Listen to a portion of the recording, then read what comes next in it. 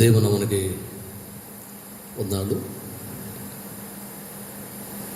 మీ అందరికీ మరోసారి ప్రభువును బట్టి వందనాలు తెలియజేస్తున్నాను. Praise the lord. దేవుడు మనల్ని ప్రేమించి మనల్ని సజ్జులిట్లో వచ్చి మరొక ఉపవాస ప్రార్థన సమయమున మనమందరము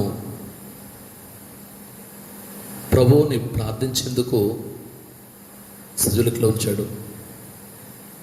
మరి అందరి బట్టి దేవుడికి కృతజ్ఞతలు చెల్లిస్తూ మరి చిన్న ప్రార్థన చేసుకునే ప్రార్థన పూర్వకంగా ఈ యొక్క కార్యక్రమాన్ని ప్రారంభించుకుందాము. ప్రేమల తండ్రి, కృపగల మహారాజా క్రీస్తు ప్రభువా, మీ ఘనమైన పాదాలకు వందనాలు. మీ బిడ్డలను మమ్మల్ని ప్రేమించి మరొక ప్రార్థన సమయాన్ని ఈవిగా మీరు అనుగ్రహించినందుకు వందనాలు తండ్రి. గడిచిన దినంలో మీరు ఎక్కడ చట్టం భద్రపరుచుకున్నారు, మమ్మల్ని నడిపిస్తున్నారు, పోషిస్తున్నారు, రక్షిస్తున్నారు. వందనాలు. ఈ దినం వరకు కాపాడుతూ వచ్చినారు. మీ యొక్క ఘనమైన పాదాలకు వందనాలు తండ్రి. కృతజ్ఞతలు చెల్లిస్తున్నాం. మరి ఉపవాస ప్రార్థనను మాకు ఇవ్వగించినందుకు వందనాలు. పాటలు సహాయం చేయండి, వర్తమానంలో కూర్చోపండి. ప్రభువా, మమ్మల్ని ముందుకు నడిపించండి, మీ ఆత్మచేత నడిపించండి. ప్రభువా, ఈ ప్రార్థన ద్వారా మీ నామమునకు మహిమ కలుగునట్టుగాను అనేక మందికి దీవెనకరంగా, ఆశీర్వాదకరంగా ఈ ప్రార్థన కార్యక్రమం ఉండినట్లుగా సహాయం చేస్తారండి. ముందుకు వెళ్తున్నాం. మీ సన్నిధితోడుగా నడిపించండి. యేసుక్రీస్తు పరిశుద్ధ ప్రార్థన వేడుకుంటున్న ప్రభు తండ్రి, ఆమేన్. సీను గీతుల నుంచి పాట సంఖ్య 560. మా మరణాలకించుము మహారాజా యేసు ప్రభువా. ఈ పాట పాడుకుందాము.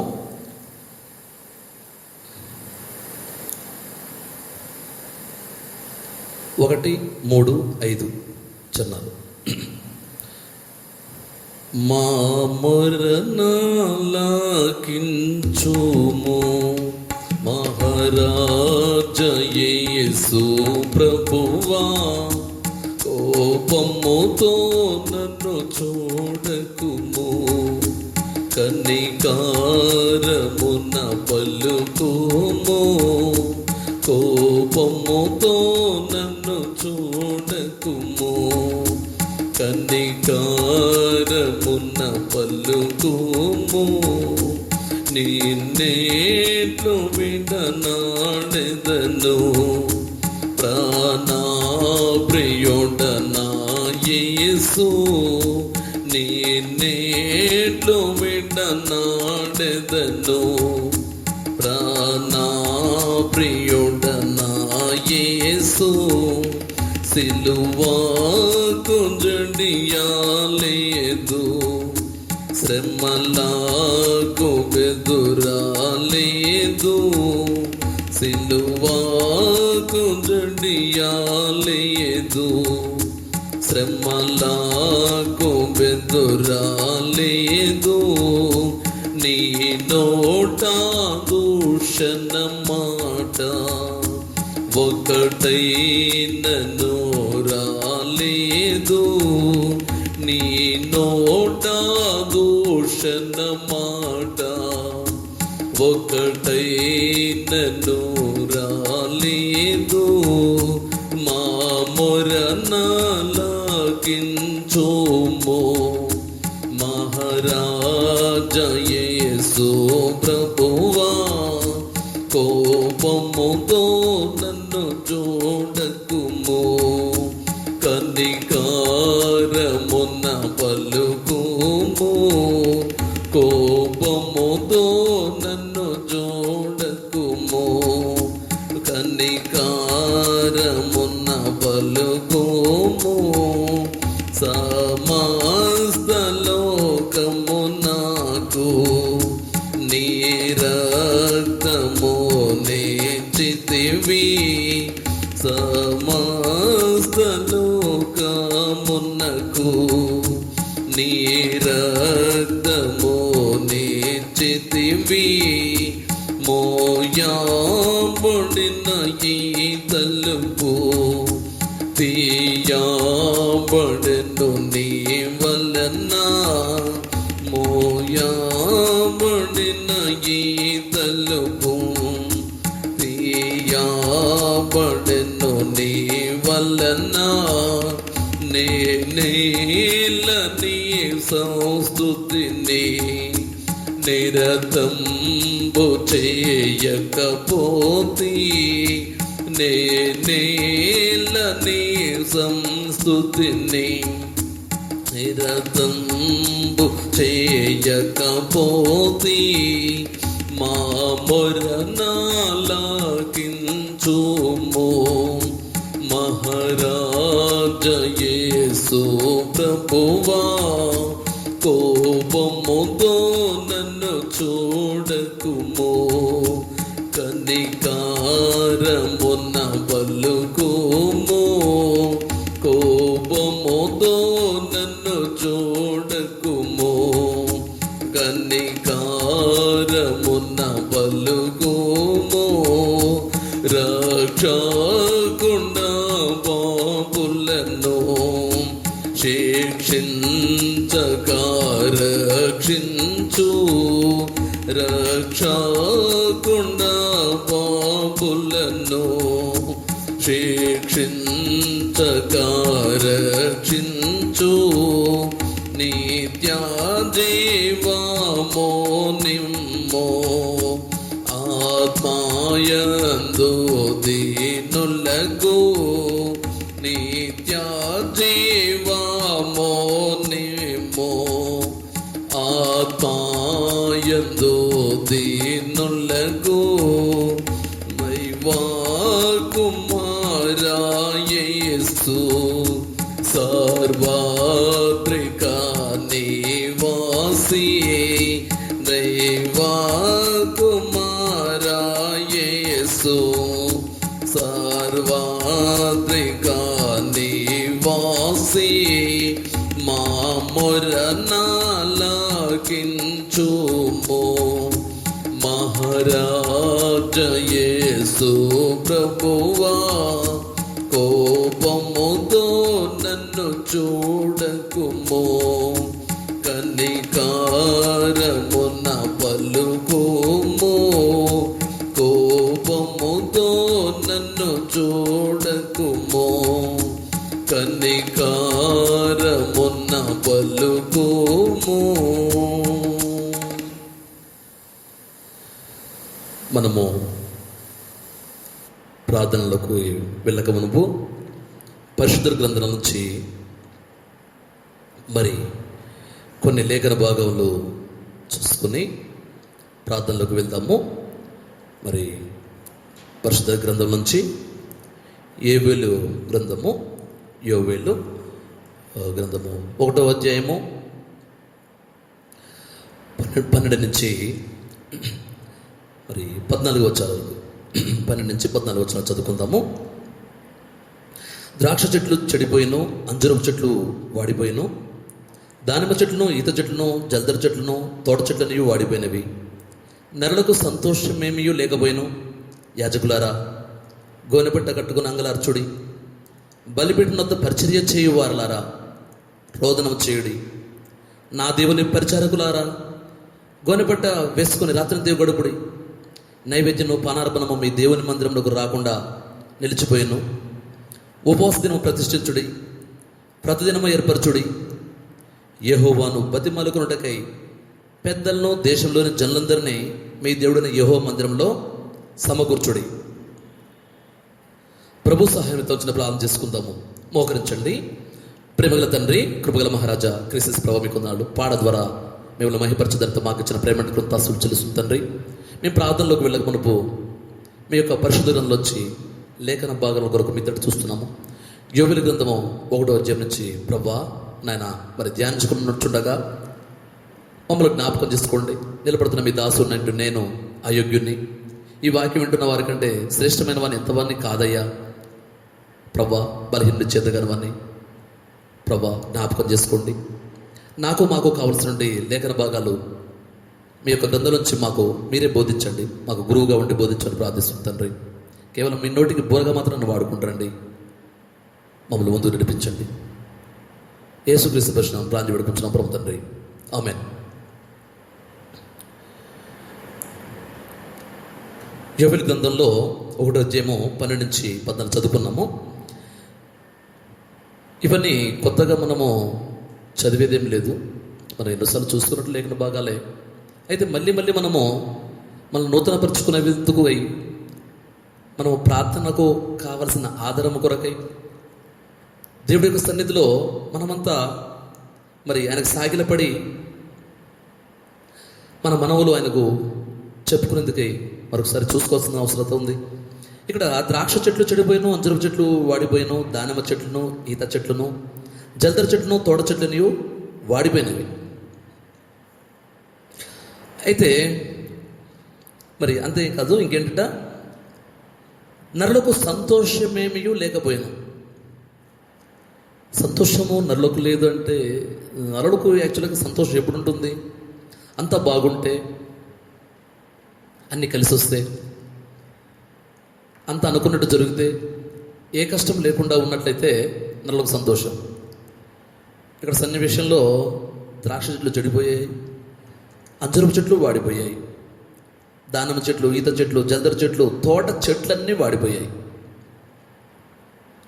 ఈ చెట్లన్నింటినీ చూసినట్టయితే మనము ఆత్మీయంగా చూసుకున్నట్టయితే మన తండ్రి మంచి వ్యవసాయకుడు. తోటలో ఉన్న చెట్లన్నీ మనం అనుకుందాం, అక్కడ చెట్లన్నీ వాడిపోయిన విధానంలో ఉన్నాయి, ఫలించే విధానం లేవు. ఫలించవలసిన చెట్లు వాడిపోయినవిగా ఉన్నాయి. ఎందుకు వాడిపోయి ఉంటాయి అంటారు? వాడిపోవలసిన విధానం దేవుడు ఆశించట్లా. ఫలించాలి, అభివృద్ధి పొందాలి. సరే, దీనివల్ల ఇంకేంటంటే నరులకు సంతోషమేమీ లేకపోయినాం. ఇంకా ఈ దినాల్లో మెసేజ్ మొదలు పెడితే కరోనా లేకుండా మెసేజ్ ఉండదు.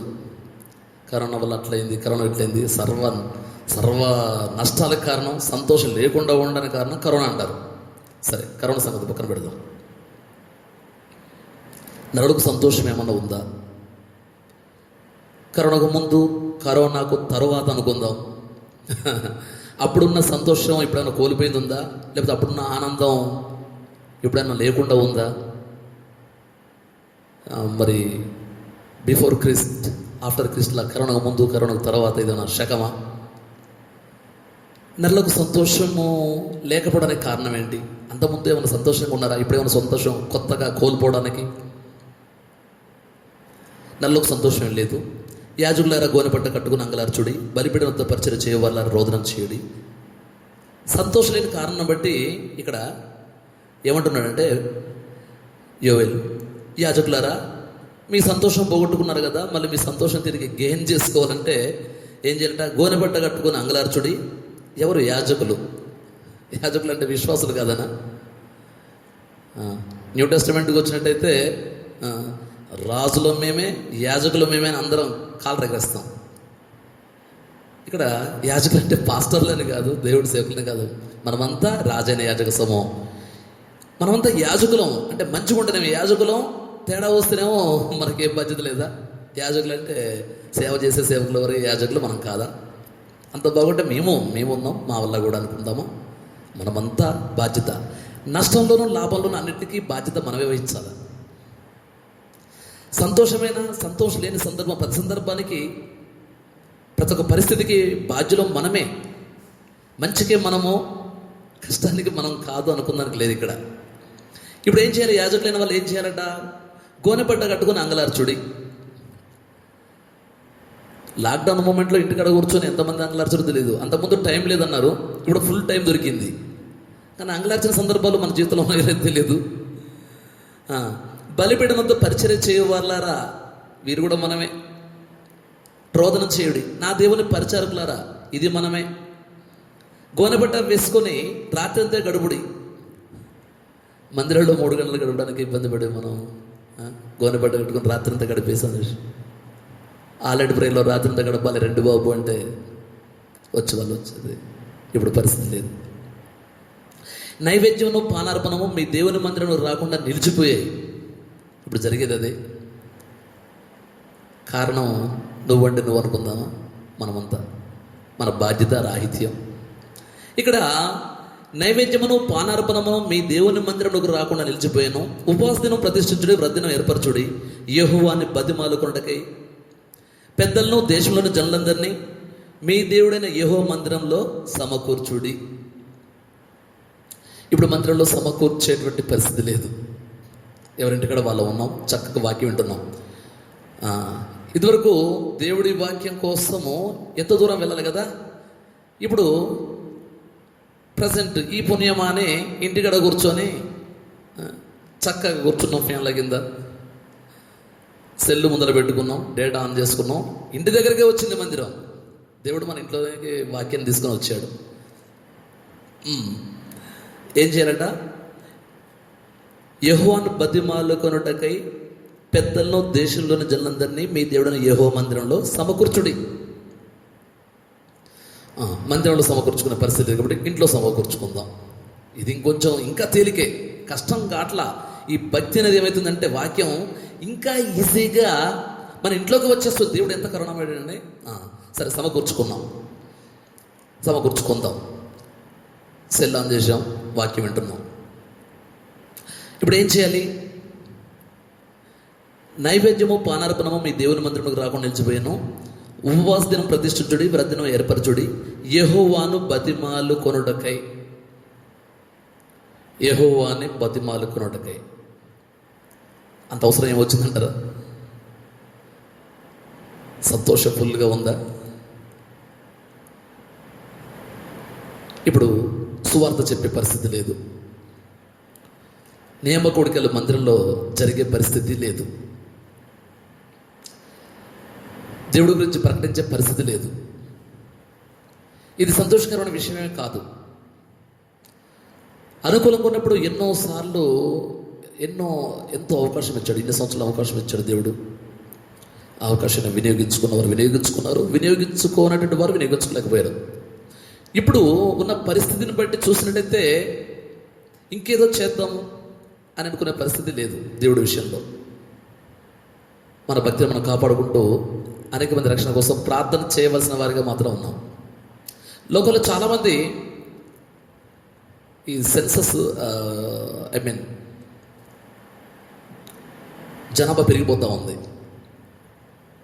అంతేకాదు కరోనా పుణ్యం అని చనిపోయే వాళ్ళు చనిపోతున్నారు. ఒక కరోనానే కాదు, రోగాలు, యాక్సిడెంట్లు, లేక రకరకాల కారణాలు బట్టి లక్షల మంది చనిపోతూ ఉన్నారు. దేవుడిని నమ్మకుండా చనిపోతున్న సంఖ్య ఉంది చూశారు, అది బాధాకరమైన విషయం. ఒక ఆత్మ నశించడం నాకు ఇష్టం లేదంటున్నాడు ప్రభువారు. మరి నశించకుండా ఉండేందుకై ప్రకటన చేయవలసిన వారుగా, ప్రార్థన చేయవలసిన వారుగా మనల్ని నియమించుకున్నాడు, రక్షించుకొని ఏర్పాటు చేసుకున్నాడు. ఇప్పుడు చూసినట్టయితే ఈ తెగుళ్ళు బట్టి అయితే ఇప్పుడున్న పరిస్థితిని బట్టి లక్షల మంది చనిపోతూ ఉన్నారు. ఆ ఆత్మల యొక్క భారము లేకపోతే బాధ్యత మనదే. ఎవరైనా రక్షింపబడకుండా చనిపోయినట్టయితే ఆ బాధ్యత మనదే. మనకెలా సంబంధం అనుకున్నానికి లేదు. ఇక్కడ మేము జీవంగల దేవుడిని సేవిస్తున్నట్టు దేవుని బిడ్డలు అని చెప్పుకునేటువంటి మనము చెప్పాం కదా, నష్టానికి లాభానికి రెండింటికి బాధ్యత వహించాల్సిన పరిస్థితి ఉంది. సరే, ఒక విషయం ఆలోచిద్దాం. ఇప్పుడు ఉపవాస ప్రార్థన. ఈ ఉపవాసం అనే 5 అక్షరాలు ఉన్నాయి చూడండి. ఉపవాసము అసలు ఏంటి? ఉపవాసం గురించి ఆలోచిద్దాం. కొద్ది సమయాన్ని దీని గురించి ఆలోచిద్దాం. ఉపవాసంలో మొదటి అక్షరము ఉ. ఉ అనగా ఉద్దేశ్యం. ఉపవాస ప్రార్థన యొక్క ఉద్దేశం ఫస్ట్ కనుక్కోవాలి. ఉద్దేశ్యం ఏంటి? ప్రతి పనికి ఒక ఉద్దేశం ఉంటుంది, ఒక ఒపీనియన్ లేదా ఒక టార్గెట్, ఒక లక్ష్యం ఉంటుంది. ఉపవాసానికి కూడా ఒక ఉద్దేశం ఉంటుంది. మనం ఉపవాసం ఉండి ప్రార్థన చేస్తున్నట్టు ఒక ఉద్దేశం కలిగి ప్రార్థన చేసిన వారిగా ఉన్నాం. ఉద్దేశం లేకుండానే, ఎలాంటి లక్ష్యం లేకుండానే, ఏమి కోరుకోకుండానే ఉత్తుగానే ఏదో చేస్తున్నామంటే చేస్తున్నాము అని చెప్పేసి ప్రార్థనకు అలవాటు పడిన వారిగా ఉన్నామేమో. ఎందుకంటే రక్షింపడి చాలా కాలమైంది కాబట్టి ఉపవాస ప్రార్థన లేదా ఈ ప్రార్థన కూడికలు అనేవి మన జీవితంలో యాంత్రికంగా తయారైన పరిస్థితుల్లో మనం అలాంటి ఆత్మీయ విధానంలో ఉన్నవారిగా ఉన్నాం. నిజంగా ఉపవాస ప్రార్థన అంటే ఒక ఉద్దేశాన్ని పెట్టుకొని ప్రార్థన చేయవలసిన వారిగా ఉన్నాం. అంటే ఒక గోల్, ఒక లక్ష్యం, ఒక టార్గెట్, ఉద్దేశం ఉండాలి. ఎస్తేరు ప్రార్థన చేస్తూ వచ్చింది, 3 దినాలు ఉపవాసం ఉండి ప్రార్థన చేస్తూ వచ్చింది. తనకు లక్ష్యం ఉంది. తన యూదా జనాంగానికి వచ్చిన కష్టాన్ని బట్టి తను ప్రార్థన చేస్తూ వచ్చింది, ఉపవాసం ఉండి ప్రార్థన చేస్తూ వచ్చింది. ఏదైతే మరి ఆ నష్టం ఉందో దాన్ని నుంచి నివారణ పొందడం జరిగింది. తన సమస్యను పరిష్కరించుకోగలిగింది. మరి ఇంకా మోషే కూడా మరి 40 పగులు 40 రాత్రులు సీనాయి కొండ మీద ఉన్నాడు. నిర్గమకాండం 34:28. 10 ఏటల పలకలతో తిరిగి వచ్చాడు. ధర్మశాస్త్రం. మరి 2 సమయాలు 12 పదాల్లో దావీదు కూడా ఉన్నాడు. బర్షవతో కలిగిన కుమారుడు విషయంలో ఆయన ఉపవాసం, ఆయన ప్రార్థన చేశాడు. సరే పొందాడా పొందలేదు తర్వాత సంగతి పడితే ఆయనకు ఒక ఉద్దేశం ఉంది. దానియేలు ఆయన కూడా ఒక ఉద్దేశం కలిగి ప్రార్థన. ఇలా భక్తులైన వారు తమ జీవితంలో ఒక ఉద్దేశంతో, ఇంకా చెప్పుకుంటూ పోతే చాలా ఉన్నాయి. పాత క్రొత్త నిబంధనలో భక్తులైన వారు వారి వారి పరిస్థితుల్లో, అవసరంలో, అక్కరలో ఉపవాసం ఉండి ప్రార్థన చేస్తూ వచ్చారు, పొందారు. మరి ఇక్కడ అంటే ఉపవాస ప్రార్థనలో ఉద్దేశంతో కూడిన ఒక లక్ష్యంతో కూడిన ప్రార్థన చేసుకొని పొందవలసిన వారిగా ఉన్నాం. ఉపవాసంలో ఉద్దేశం. రెండవది పా అంటే పరిశుద్ధపరచుకొనట. మళ్ళీ మనం పరిశుద్ధపరచుకోవాలి. పరిశుద్ధపరచుకోనకుండా చేసే ప్రార్థన వల్ల లాభం లేదు కదా. పరిశుద్ధపరచుకొనటకు ప్రతి వారం మనకి ఇది ఒక అవకాశం. ప్రతి వారం మనకు దేవుడు అవకాశం ఇంకా ఇస్తున్నాడు. ఎందుకు తెలుసా? చాలామంది ఉన్నట్టు మనం ఇంకా we are no in hospital, we are no in jail, we are no in problems. అంతే కదండి. రోగగ్రస్తులమే హాస్పిటల్ లేము, లేదా ఏదో తప్పిదం చేసి కష్టంలో పడి కారణం చేతున్నాం, అకారణం చేస్తున్నాం, జైలు జీవితం అనిపించట్లా, బంధించబడి లేము. ఇంకా ఎంతోమంది పడుతున్న కష్టాలు మనకు లేవు. కానీ సరే ఉన్నంత వరకు ఆర్థిక విషయం అనేది పక్కన పెట్టినట్టయితే సజీవ లెక్కలో దేవుడు ఉంచాడు, ఆరోగ్యంగా ఉంచాడు, కాళ్ళు చేతులు అవయవాలు చక్కగా పనిచేస్తూ ఉన్నాయి. మన ఇంట్లో మనం చక్కగా ఫ్యాన్ వేసుకొని కూర్చున్నాము. చక్కగా ప్రజల వద్దకే పాలన లెక్క వాక్యమే మన ఇంటికి వచ్చింది, మందిరాన్ని కూడా వెళ్ళే అవకాశం లేకుండా. ఇలాంటి పరిస్థితుల్లో మరి ఇంత మంచి అవకాశం కూడా ఎందుకు ఇచ్చాడంటే, దేవుడు మనల్ని ప్రేమించి పరిశుద్ధతలో, ఆయన ఆశించిన పరిశుద్ధతలో మనం ఉండేందుకు మనల్ని ఏ విషయంలో మనము మరి తప్పిపోతున్నామో, అపవిత్రులవుతున్నామో ఆ విషయంలో సరి చేసుకొని, ఆ అపవిత్ర తీసేసుకొని పరిశుద్ధపరచుకునేందుకు, మళ్ళీ మనం పరిశుద్ధపరచుకునేందుకు ఇచ్చిన అవకాశం. నెహెమ్యా గ్రంథము 9:1 చూసినట్లయితే అక్కడ ఒక సన్నివేశం ఉంటుంది. సరే మనకందరికి తెలిసిన విషయం కాబట్టి బ్రీఫ్గా చెప్పేస్తాను. ఇశ్రాయేలు అందరూ ఏం చేస్తారంటే తమ పాపంలో ఒప్పుకొనొచ్చు, తల మీద ధూళిపోసుకొని తమ పాపాలు, తమ పితరుల పాపాలు ఒప్పుకొనుచున్న సందర్భం అది. మనం ఒప్పుకోవడం కష్టం. ఇంకా మన పితరులై, పక్కింటోళ్ళై, తాతలై, ముత్తాతలై ఒప్పుకునేంత ఓపిక ఉందా మనకి? ఓపికంటే మంచిదే, సంతోషం. ఇప్పుడు అవసరం, మనందరికీ అవసరాన్ని గుర్తుపెట్టుకోవాలా. మన పితరులు ఇశ్రాయేలులో నెహెమ్యా గ్రంథంలో చూసినట్టయితే తల మీద ధూళి పోసుకొని ఏం చేశారట? తమ పాపాలు, తమ పితరుల పాపాలు ఒప్పుకుంటూ వచ్చారు. అంత అవసరం అంటారా? అవసరమే. ఊరికే రాదు పరలోకం. తల్లుడు బాలా తెచ్చి మీరు ఎట్లైనా జీవించిన రండి కమానం చెప్పేస్తుందానికి లేదు. అక్కడ ఆ పరిశుద్ధమైన స్థలంలో ఉండాలంటే, ఇక్కడ ఏదైతే ఆ పరిశుద్ధ స్థలంలో ఉండే పరిశుద్ధత అవసరం ఉన్నట్టే పరిశుద్ధతలోకి ఇక్కడే మనం మోల్డ్ చేయబడి అక్కడికి వెళ్ళాలి. ఇంకా ఇక్కడ అపరిశుద్ధ పెట్టుకొని ఉంటే అక్కడ ఉండేటువంటి పరిస్థితి ఉండదు. అక్కడ అపరిశుద్ధతకు తావులేదు. ఎక్కడిని క్లీన్ చేసుకోవాలన్నమాట. కీర్తనలు 19:12 దీనిలో రహస్య పాపాలను ఉంటాయి. తెలిసిన పాపాలు, తెలియని పాపాలు కాక రహస్య పాపాలు. రహస్యంగా కూడా ఉంటాయా పాపాలు అంటే ఉంటాయి.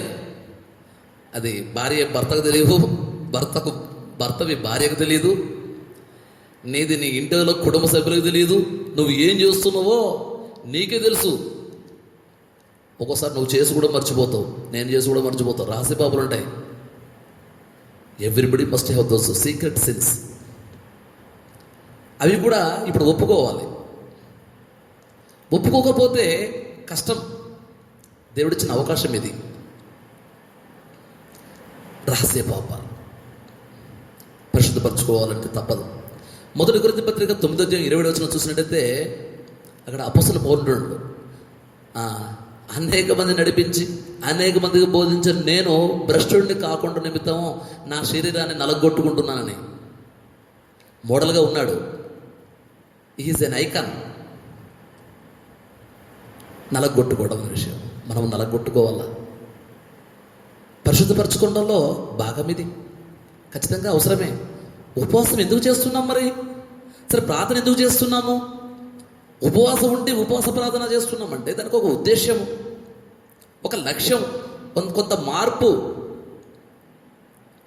తప్పిపోయిన కుమారుడు కూడా ఇట్లా తప్పును తెలుసుకొని తప్పును ఒప్పుకొని నా కారణం బట్టి తండ్రి యొద్ద ఉండే స్థానం దొరికింది.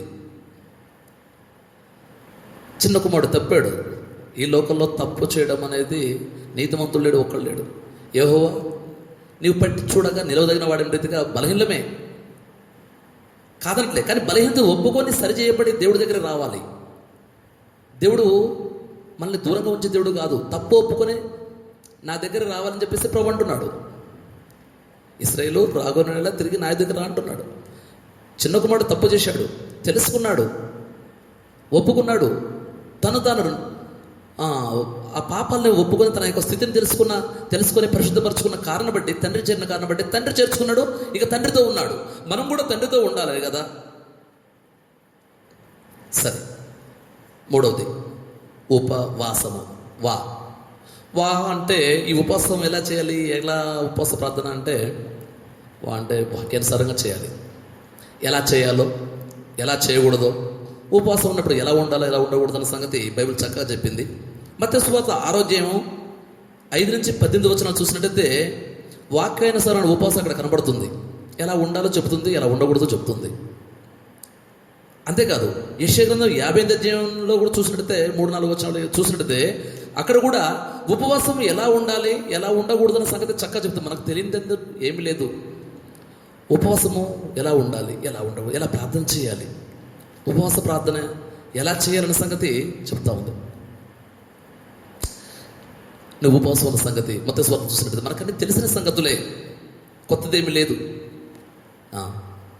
రహస్యంగా వెళ్ళి గదిలోకి వెళ్ళేసి తలుపు వేసుకొని మరి నీ తండ్రికి మరి తండ్రికి మాత్రమే తెలిసే విధంగా ప్రార్థన చేయవలసిన పరిస్థితి. యెషయా చూసినట్టు మీరు తగులాడుచు గుద్దులాడుచు ఉండే ఉపవాసం, మిమ్మల్ని ఆయాసం పెట్టుకున్న ఉపవాసం నాకు ఇష్టం అంటున్నాడు. సరే, ఇంకా అదంతా నాకు తెలిసిన విషయమే. వాక్యానుసారం ఉండే ఉపవాసం. తర్వాత 4వ అక్షరము సా అంటే సమర్పించుకొనుట. మనం సమర్పించుకోవాలి. మనల్ని దేవుడికి సమర్పించుకొనకుండా లేదా దేవుడికి సంబంధం లేకుండా మనం ప్రార్థన దేనికి చేస్తున్నట్లు, ఏ విధంగా చేస్తున్నాము, పొద్దుతామా లేదా ఏమి తెలియకుండా, దానికి ఐడియా లేకుండా ఒక పని చేస్తున్నామంటే ఒక అవగాహన ఉండాలి. ఇక్కడ ప్రార్థన చేస్తున్నాము అంటే, ఉపవాస ప్రార్థన చేస్తున్నామంటే మనము సమర్పించుకొనకుండా, ప్రభువుకు సమర్పించుకొనకుండా, ప్రభుతో సంబంధం లేకుండా మన ఇష్టారీతిగా ప్రార్థన చేయడం వల్ల లాభం లేదు. రోమపత్రిక 12:1 ఏముందో తెలుసా? మీ శరీరంలో సజీవ యాగముగా సమర్పించుకోవడం ఉంది. సజీవ యాగంగా శరీరాలను సమర్పించుకోవాలి. మరి ఆత్మ శరీరాలను సమర్పించుకోవాలని ఉంది. మరి ఆత్మ సంగతి ఏంటి? శరీరము బలహీనము, ఆత్మ సంసిద్ధం అంటారా? ఆ, సరే, ఇక్కడ చూసినట్టయితే నీ కన్ను అభ్యంతరపరిస్తే ఆ అభ్యంతర కారణం బట్టి నరకంలో వెళ్ళకుండా అభ్యంతరపరచండి. ఒక కన్నుతో అన్నా పర్లేదు, ఒక కన్ను పెరిగివి అంటుంది కదా, ఒక కాలు చెయ్యి ఇలా ఉంది, అదొక ఐడియా. అంతేకాదు ఆత్మకు శరీరానికి సంబంధం ఉంది. ఈ శరీరంతో చేసే కార్యాలు బట్టే మన ఆత్మ మరి ఎటు వెళ్ళాల సంగతి ఆధారపడి ఉంది. మన శరీరాలు లోకాశాకి లోబడి లోకంలో ఉన్న వాటిని అన్నిటిని కోరుకొని లోకమే కావాలని ఆశించి లోకానికి లోబడటం ద్వారా నష్టం ఆత్మకు. శరీరం బాగుండి అన్నీ బాగుంటే శరీరం ప్రభువుకు లోబర్చకుండా ఉన్నట్లయితే మనము ఆత్మీయంగా ఆత్మను ప్రభువుకు సంసిద్ధం చేయలేం. కాబట్టి ఈ లోకంలో శరీరంలో ఉన్నాము, శరీరంతో ఉన్నప్పుడు లోకాన్నింటిని ఆశించి ప్రభువును కూడా ఆశించడం అనేది, పరలోకాన్ని ఆశించడం అనేది మరి హాస్యాస్పదమే. మన శరీరాలు లోకాశలకు లోబడతా ఉంటాయి.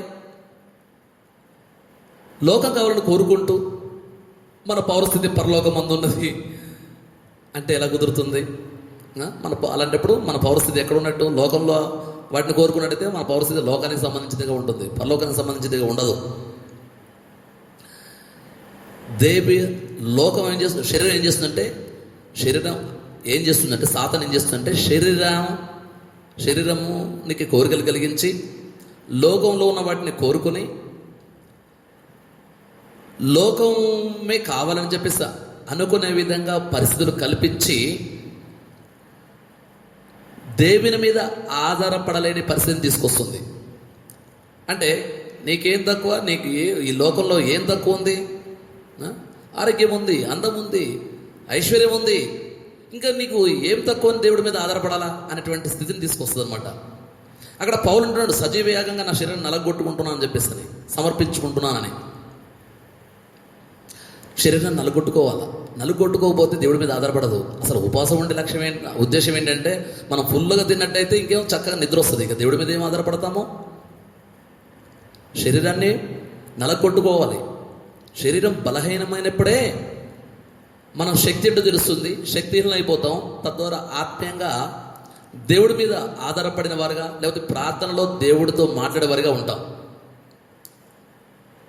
ఎందుకంటే ఎక్కువ చెప్పాల్సిన అవసరం లేదనుకుంటుంది బహుశా. సరే, సమయం కూడా లేదు కాబట్టి త్వరగా ముగించుకుందాం. 5వది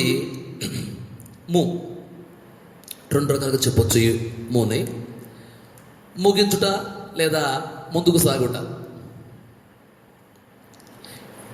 చాలామంది ఆత్మీయ జీవితంలో రక్షింపడి ఎన్నెళ్ళేది తెలియదు, కానీ ఇది విమర్శ కూడా కాదు, కానీ మంచి పోరాడుదని నా పరుగు కడముట్టించింది అన్న పౌలున్నాడు. అది ఒక్కరోజుతో అయిపోలా, ఇది ఇన్స్టెంట్గా కాదు, కొన్ని ఏళ్ళు పట్టింది. మనం రక్షింపబడిన నాటి నుంచి ఈ లోకంలో జీవించిన కాలము చాలా సంవత్సరాలు జీవించాలని కోరుకుంటాం. సంవత్సరానికి 365 రోజులు ఉంటాయి. ఎన్ని సంవత్సరాలు జీవించాలనుకుంటామో అన్ని సంవత్సరాలు, అన్ని రోజులు, ప్రతిదినము ఇది ఆత్మీయ పోరాటమే. మరి అనేక సార్లు లోకంలో ఆత్మీయంగా ముందుకు సాగలేని పరిస్థితులు ఉండి చాలామంది సాగలేని వారుగాను, పడిపోయేవారుగాను, లోకంతో రాజీపడేవారుగాను, లేదా నామమాత్రపు క్రైస్తవులుగాను మిగిలిపోతున్న రోజులు ఇవి. 100 పైన ఉన్న సంఘం ఇది. వాట్సాప్ గ్రూప్లో దాదాపు సుమారుగా 40 మంది ఉన్నారు.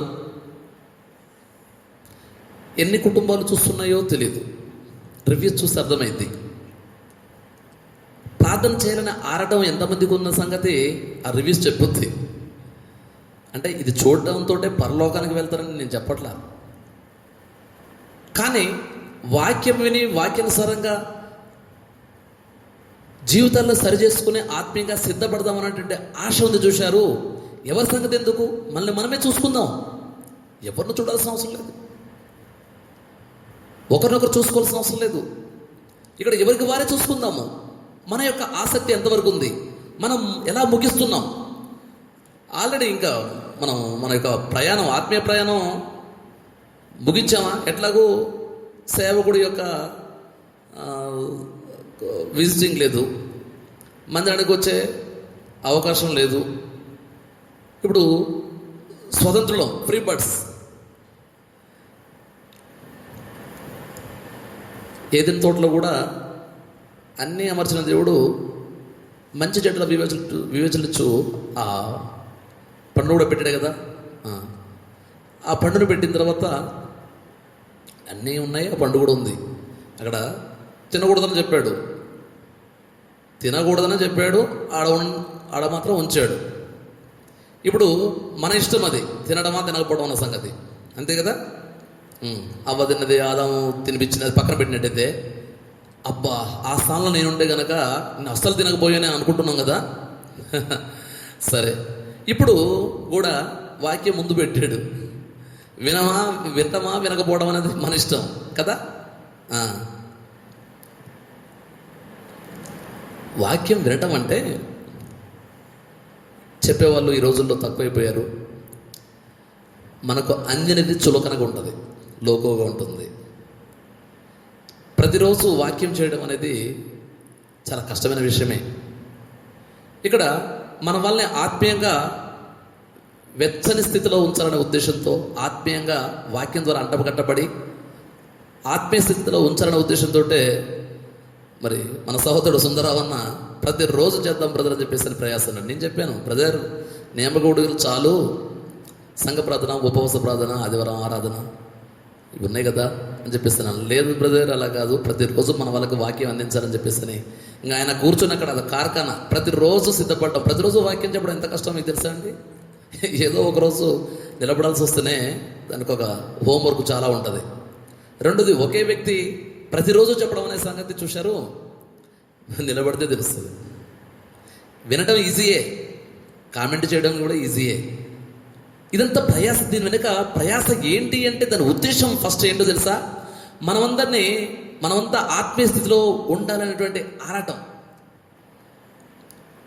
అయితే మన ముగింపు ఎలా ఉంది, లేదా ఎలా ముందుకు వెళ్తున్నాం, మనం ఆత్మీయంగా ఎలా ముందుకు వెళ్తున్నాం చూద్దాం. ఎలా మనం చూసుకోవాలి. ఆత్మీయ జీవితంలో ఎలాంటి పరిస్థితులు ఎదురైనా మనం ముందుకే వెళ్ళాలి, ఆత్మీయ స్థితిలో ముందుకే వెళ్ళాలి. రోగాలు, నొప్పులు, కరువులు, కాటకాలు, ఖడ్గాలు ఇవన్నీ ఆత్మీయ జీవితంలో ఇవన్నీ హార్డిల్స్ అయితే కావచ్చు, కానీ ఆపే విధంగా ఉండకూడదు, మనం ఆగే విధంగా ఉండకూడదు. అయితే ఆత్మీయతలోనే మన జీవిత ప్రయాణాన్ని ముగించాలి. ఆత్మీయతలోనే బ్రతుకుట క్రీస్తు, చావైతే లాభం. ఇంకా దేనికి భయపడాలండి? ఏదో ఒక రోజు చనిపోక తప్పదు. నేను గొప్ప ఆత్మీయం చెప్పట్లేదు, కానీ 89 యాక్సిడెంట్లో చనిపోయినట్టయితే ఇప్పుడు నేను సజీవులో ఉండేవాడిని కాదు. గ్రేస్ వీరలో నేను జీవిస్తున్నాను నా మటు నేను. ఇంకేదో బ్రతకాలి, లోకం కోసం బ్రతకాలి, ఇది కాదు. లోకంలోనే ఉంటాం, కానీ ప్రభు కోసం బ్రతకాలి.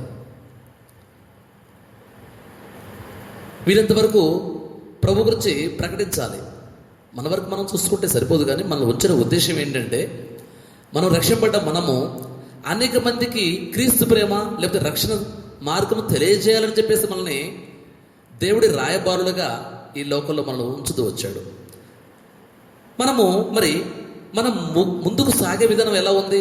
ఇప్పుడు ఎప్పుడే ముగించే విధంగా, ఎప్పటికప్పుడు ముగించుకునే విధంగా ఉన్నామా, లేకపోతే ముందుకు సాగే విధంగా ఉన్నామా? ముందుకే సాగాలి. ఈ యాత్ర జీవితంలో ముందుకే సాగాలి. ఎంత కష్టమైనా ముందుకే సాగాలి. ఆత్మీయతను కాపాడుకుంటూ ముందుకు సాగాలి. వీరంతవరకు ఈ ముందుకు సాగడంలో ఇంకా నలుగురు తీసుకొని ఆత్మీయతలో దేవుడికి నడిపించాలి. దానియేలు 12:3 అదేగా చెప్తుంది. మోషే కూడా తను సిద్ధపడ్డాడు, తన వారిని సిద్ధపరిచాడు. మనం సరే, మరి మన ఉపవాసం ఎలా ఉంది? ఉపవాసం గురించి చూసుకున్నాం. ఉపవాసము మనకు మరి ఏమైనా ఉద్దేశం కానీ, ఇప్పటికైనా ఒక బాధ్యత కానీ, లేదా ఒక విషయంలో ఉపవాసం ఉండి ప్రార్థన చేసి ఫలితాన్ని పొందిన అనుభవం కానీ మన జీవితంలో ఇన్నేళ్లలో ఏదైనా ఉంటే సంతోషమే. మన ఆత్మీయ జీవితంలో ప్రార్థన చేసి పొందిన సందర్భాలు ఉంటే సంతోషమే. అయితే ముందున్న జీవితంలో ముందున్న జీవితంలో మనం ఈ లోకంలో ఉన్నంతకాలము ఇంకా బాధ్యత చాలా ఉంది. అప్పుడే అయిపోలే. మనం అలియాల్సిన అవసరం లేదు, సొమ్మసిల్లాల్సిన అవసరం లేదు. కానీ మన ముగింపు ఆత్మీయ స్థితిలో ఉండాలి. కార్యారంభం కంటే కార్యంతం మేలు. నేను అప్పుడు అది చేసిన, ఇది చేసిన, అడుగైనా ఇటువైనా, అబ్బో అసలు నేను ఏందనుకుంటా, ఇవన్నీ పక్కన పెట్టండి. గత చరిత్ర వద్దు. ఏ రోజుకు ఆ రోజు ఆత్మీయతను కాపాడుకోవాలి, మనం సరి చేసుకోవాలి. దేవుడి దృష్టిలో, మనుషుల దృష్టి పక్కన పెట్టండి. మనుషుల దృష్టి మనకు అవసరం లేదు. దేవుడి దృష్టిలో అంతే. మనుషుల్ని పక్కన పెట్టమని చెప్పేసి మనుషులు పక్కన పెట్టమని నా ఉద్దేశం కాదండి.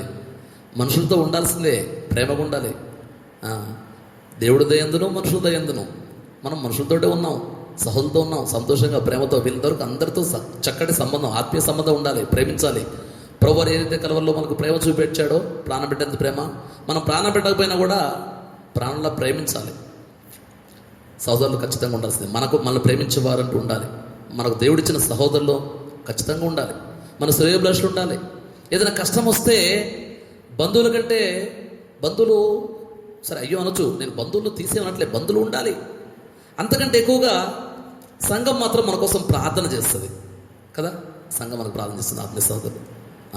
అలాగే దేవుడికి మనకు ఉన్నటువంటి సంబంధం ఎలా ఉండాలంటే అది కనెక్టివిటీ. మనం ప్రార్థన చేస్తే దేవుడు మనం ఆలకించే విధంగా మనకు ఆత్మీయ సంబంధం ఉండాల్సిందే. సరే, మరి ఇప్పుడు మన జీవితంలో ఇంతవరకు ఎవరికి వారే, మీరు కానీ నేను కానీ ప్రార్థన చేసి పొందిన సందర్భాలు ఉంటే సంతోషమే. లేనంటే ఇంకా అవకాశం ఉంది. మనకు ఉద్దేశం లేని ప్రార్థన ఇప్పటివరకు చేస్తున్నామా, లేకపోతే బాధ్యత లేనటువంటి ప్రార్థన చేస్తున్నామా, లేకపోతే అలవాటుతో కూడిన ప్రార్థన చేస్తున్నామా, యాంత్రికంగా ఆత్మీయ జీవితం తయారైందా, మన ప్రార్థన జీవితం తయారైందా, అవన్నీ ఒక్కసారి పరీక్షించుకొని మరొకసారి ఆత్మీయ స్థితిలో ఉండేందుకు దేవుడు ఇంకా మనల్ని సజీవ లెక్కలో ఉంచాడు. మన దగ్గరికి వాక్యాన్ని పంపిస్తూ ఉన్నాడు. నిర్లక్ష్యం చేయడానికి లేదు. క్రీస్తు ప్రభువు 44 ఉపవాసం ఉన్నాడు. అవునా? ఆయనకు ఉద్దేశం ఉంది. అపొస్తలుల కార్యాలు 11:1-3 చూసినట్టయితే ఉపవాసం చేసిన తర్వాత బర్నబా, పౌలు విషయంలో పరిశుద్ధాత్మ ద్వారా ప్రేరేపించబడిన వారై అక్కడ ఆ సందర్భంలో పెద్దలైన వారు ప్రత్యేకించారు. అంటే ఉపవాస యొక్క విషయాలు ఇలా చెప్పుకుంటూ పోతే చాలా ఉన్నాయనుకోండి, మరి టైం కూడా లేదు. సరే, అసలు మొదటికి వద్దాం. యోవేళ్ళు కదా, యోవేల్లో ఏం చెప్పుకున్నాం చూద్దాం. యోవేలుకి వద్దాం. గ్రంథంలో చాలా సందర్భాలు ఉన్నాయి, అవన్నీ మనం వివరించి చెప్పలేము. కానీ 1వ అధ్యాయం 12 చదువుకున్నాం కదా. ఇక్కడ ఏముంది? నైవేద్యము పానార్పణమును మీ దేవుని మందిరములకు రాకుండా నిలిచిపోయాను. ఓకే, ప్రస్తుత పరిస్థితి అలా ఉంది. ఉపవాస దినం ప్రతిష్ఠించుడి, వ్రతదినం ఏర్పరచుడి, యెహోవాను బతిమాలుకొనుటకై. ఇప్పుడు ఈ యొక్క ప్రార్థనలో మనం చేసిన పరిస్థితి ఏంటంటే దేవుణ్ణి బతిమాలుకోవాలి, దేవుణ్ణి బ్రతిమాలుకోవాలి. 2వ అధ్యాయం 12 చూసినట్టే దేవుణ్ణి తెలుసా అండి. 2వ అధ్యాయం 1 నుంచి కూడా చదువుకోండి, ఒక ఐడియా వస్తుంది పరిస్థితి ఎలా ఉందన్న సంగతి. ఇప్పటి రోజులకు దగ్గరగా ఉంటుంది. ఇప్పుడైనా మీరు ఉపవాసం ఉండి కన్నీరు విడుచుచు దుఃఖించుచు మనోపూర్వకంగా తిరిగి నా యొద్దకు రండి అంటున్నాడు. ఇప్పుడైనను అనంటే ఇప్పటివరకు ఎట్లాగూ ఉన్నారా లేరన్న సంగతికి అర్థమవుతుంది. సరే, ఉంటే సంతోషం, దేవుడికి స్తోత్రం. ఇప్పుడైనా మనం ఏం చేయాలట? మీరు ఉపవాసం ఉండి కన్నీరు విడుచుచు దుఃఖించుచు ఏం చేయాలట? మనపూర్వకంగా, అంటే యాంత్రికంగా కాకుండా ఆత్మీయంగా ఏం చేయాలట? తిరిగి నా ఎదుగు రండి, ఇదే యెహోవాకు. మీ దేవుడైన యెహోవా కరుణావాత్సల్యము గలవాడును శాంతమూర్తియు అత్యంత కృపగలవాడునై ఉండి తాను చేయనుద్దేశించిన కీడును చేయక పశ్చాత్తాపపడును గనుక మీ వస్త్రములు కాక మీ హృదయమును చింపుకొని ఆయన తట్టు తిరుగుడి. ఎన్నోసార్లు చదువుకున్నాం కదా. మన దేవుడట కరుణావాత్సల్యము గలవాడు శాంతమూర్తి. అంతేకాదు అత్యంత కృపగలవాడైన దేవుడు మన దేవుడు. బతిమాలుకుంటే తాను చేయనుద్దేశించిన కీడును చేయక ఫీల్ అవుతాడు, పశ్చాత్తాపడును. ఇంత ప్రేమ చూడండి, ఎంత ప్రేమ ఉందో దేవుడికి మన పట్ల. బతిమాలుకుంటే చాలు, అత్యంత శాంతమూర్తి. కనుక మీ వస్త్రములు కాక మీ హృదయంను చింపుకొని ఆయన తట్టు తిరుగుడి. వస్త్రాలు చింపుకుందాం. వస్త్రం చింపుకోవడం అంటే ఉన్నాయి, చింపేసుకోవడం. మనం ఇస్త్రీ ఫోల్డే నలగనేయం కాదు, మన వస్త్రాలే. సరే, ఇక్కడ చూద్దాం. ఆయన తట్టు తిరుగుడి. ఒకవేళ ఆయన మనసు తిప్పుకొని పశ్చాత్తాపడి మీ దేవుడైన యెహోవాకు తగిన నైవేద్యమును పానార్పణమును మీకు దీవెనగా అనుగ్రహించును. అనుగ్రహింపడని ఎవడు చెప్పగలడు? అదండి సంగతి. దేవుడి యొక్క గొప్పతనము. మనం ప్రార్థన చేసి బతిమాలుకుంటే ఆయన మనసు తిప్పుకొని పశ్చాత్తాపడి మీ దేవుడిని యెహోవాకు తగిన నైవేద్యమును పానార్పణను మీకు దీవెనగా అనుగ్రహించును. అనుగ్రహింపడని ఎవడు చెప్పగలడు అంటే, మనం ప్రార్థన చేస్తే ఖచ్చితంగా దేవుడు ఆలకించి సమాధానం ఇచ్చే దేవుడుగా ఉన్నాడు. ప్రార్థనకు జవాబిచ్చే దేవుడుగా ఉన్నాడు. ఆయన విడిచిపెట్టే దేవుడు ఎంత మాత్రం కాదు. మన పరిస్థితి ఎలా ఉన్నప్పటికీ ఆ పరిస్థితిని ఒప్పుకొని తిరిగి ఆయన దగ్గరికి వచ్చినట్లయితే, మన పాపలు ఒప్పుకొని మనం సిద్ధపరచుకొని మన ఉద్దేశాలు దేవుడికి ఇష్టమైన ఉద్దేశాలతో, ఆయనకి ఇష్టమైన ఉద్దేశంతో ఆయన దగ్గరికి వచ్చినప్పుడు ఆయన శాంతమూర్తి. ఇక్కడ చూద్దామా ఏముంది ఇంకా. సీఎంలో బాకాబుద్ధుడి ఉపవాస దినం ప్రతిష్ఠించుడి. సరే, మన జీవితాల్లో దేవుడి యొక్క దయ, దేవుడి యొక్క కనికరము, దేవుడి యొక్క జాలి మన పట్ల ఉండి మన ప్రార్థన దేవుడి ద్వారా ఆలకించబడి మనము జవాబు పొందే విధంగా ఉండాలని చెప్పేసి దేవుడు మనల్ని ఇంకా సజీవ లెక్కలో ఉంచి ఈ యొక్క ఉపవాస ప్రార్థనను ఒక అవకాశంగా మనకిచ్చాడు. నేను వినియోగించుకోవాల్సిన అవసరం ఉంది.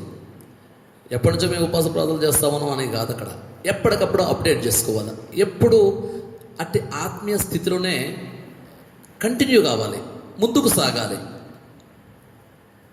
యోగుల్లో ఉన్నటువంటి పరిస్థితులు ఇప్పుడు ఉన్నాయి. వీటన్నిటి గురించి భయపడాల్సిన అవసరం లేదు. ఖచ్చితంగా దేవుడు తన రాకడ సమయంలో జరిగించేటువంటి పరిస్థితులు ముందుగానే యోగుల గ్రంథంలో చెప్పాడు కదా. మనం ఎందుకు కలవరపడాల్సిన అవసరం ఎందుకుంది? ఏమున్నది దాంట్లో? తన ప్రజల పట్ల దేవుడు కాపుదల భద్రతలో కాచే దేవుడే కదా. తన ప్రజలు విడిచిపెట్టే దేవుడు కాదు. లోకము కలవరపడవచ్చు, మనము కలవరపడాల్సిన అవసరం లేదు. అంతేకాదు, అనేక మందిని కూడా దేవుడు నమ్మని ప్రజలను కూడా మరి ఆయన యొక్క కనికరం కిందకి తెచ్చే విధంగా తెచ్చేందుకై మన ప్రార్థన ఉండాలి. మనం సిద్ధపడాలి. అనేక మందిని ప్రభువు రాకడ కొరకై మనము సిద్ధపరచడం వలసిన వారిగా ఉన్నాం. మన జీవితంలో మరి